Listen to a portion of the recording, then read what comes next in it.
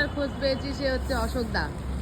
অশোকদা চা না খেলে যেন মনটা ভালো লাগে না। সকাল সকাল মেয়েকে ছাড়তে এসেছি, স্কুলে বাসে দেওয়ার জন্য নিচে নেমেছি, ব্যাস দেখতে পেয়ে গেছি অশোকদাকে। নিয়ে নিলাম একটু ফ্রেশ ফ্রেশ সবজি, লাল শাক, অনেক রকম সবজি ছিল।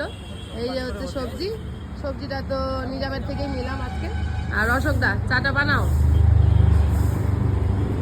এই যে ডালিম এদিকে। তো অশোকদা চা না খেলে, হ্যাঁ আপনারাও খান। হ্যাঁ, এবার অশোকদা কি বলতে চাই? অশোকদা তুমি বলো তো, তুমি চা বিক্রি করে এইভাবে কতটা খুশি? এইভাবে চা সেল করে কতটা খুশি তুমি বলো? খুশি তো, ভালোই খুশি।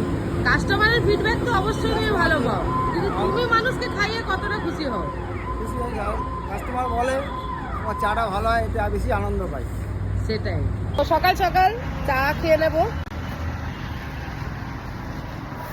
এমনিতে আমি খুব একটা মিষ্টি চা খাই না এখন, মানে এমনি ডায়েটে রয়েছি বলে খুব একটা মিষ্টি চা খাই না, কিন্তু তারপরেও অশোকদা বলে কথা, অশোকদাকে দেখলে আর চা না খেয়ে, চায়ে চুমুক না দিয়ে আর পারি না, আর কন্ট্রোল করতে পারি না। একটু চায়ের চুমুকটা দিয়েই দেখি আজকে অশোকদার চায়ের কেমন রেজাল্ট।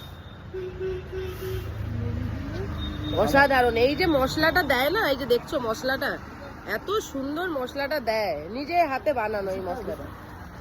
বিস্কুট কি খাবো না খাবো না ভাবছি। ঠিক আছে, একটা বিস্কিট খেয়েই নেই। চলো তাহলে, টাটা, ভালো থেকো, সুস্থ থেকো সকলে, আবার দেখা হবে কোনো এক সকালে। একটা গান লাগিয়েছে, গানটা শোনাও। তোমার কর্ম তুমি করো মা, লোকে লোকে বলে করিয়া আমি।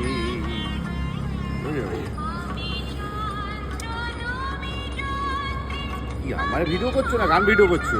হরে কৃষ্ণ। এই যে হরে কৃষ্ণ বলে দিয়েছে।